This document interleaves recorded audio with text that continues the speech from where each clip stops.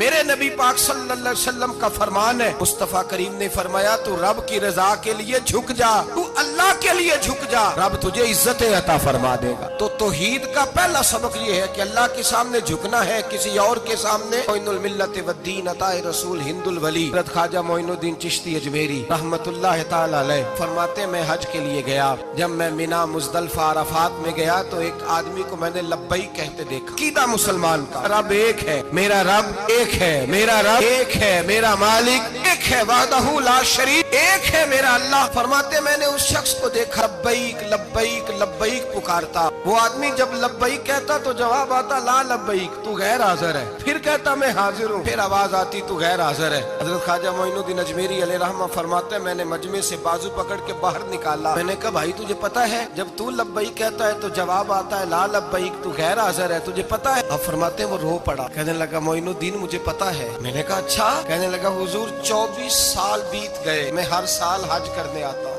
یہ میرا 24واں حج ہے، اور ہر سال آ کے کہتا ہوں لبیک لبیک، میں مصطفیٰ کریم کا وسیلہ لیے حاضر ہوں، لبیک لبیک۔ یہ بے نیاز ہے، ہر سال مجھے کہتا ہے لا لبیک، تو غیر حاضر ہے، ہر سال کہتا ہے۔ خواجہ صاحب فرماتے ہیں اس کی بات سنی تو میرے وجود کے رونگٹے کھڑے ہو گئے۔ میں نے کہا پھر تو ہر سال آ جاتا ہے، ہر سال ہی آ جاتا ہے، 24 سال ہو گئے ہر سال۔ فرماتے اس نے توحید بیان کی تو میری چیخیں نکل گئیں، میدان عرفات میں کھڑے ہو کس نے توحید کا اعلان کیا تو میرا وجود تڑپنے لگا، آہیں اور سسکیاں نکلنے لگیں۔ کہنے لگا معین الدین ایک ہی تو رب ہے، یہاں نہ ہوں تو کہاں جاؤں، تو کوئی اور رب بتا دے میں وہاں چلا جاتا ہوں، اب ہے ہی ایک، کہیں اس کے دروازے پہ رکھے تب بھی ٹھیک ہے، نہ رکھے بھی اس کی بے نیازی ہے یہی، کہاں جاؤں، اس کے دروازے پہ جھکوں، یہی میرا مالک، یہی میرا خالق، یہی میرا رازق۔ خواجہ صاحب فرماتے میں وہاں کھڑا تھا، عاطف غیب سے آواز آئی معین الدین تو پیچھے ہٹ جا، یہ میرا اور میرے بندے کا معاملہ ہے، تو اس کے بیچ نہ آ،